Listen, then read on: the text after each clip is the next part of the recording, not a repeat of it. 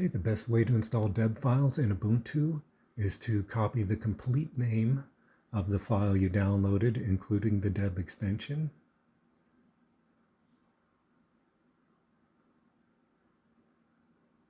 Then opening a terminal and cd into your downloads directory. Then enter sudo dpkg -i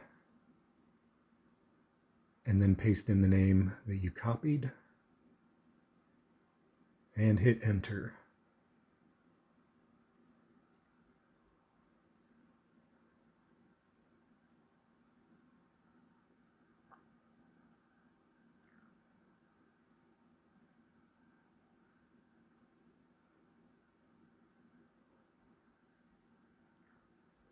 When it's done installing, you should be able to launch the program from your menu.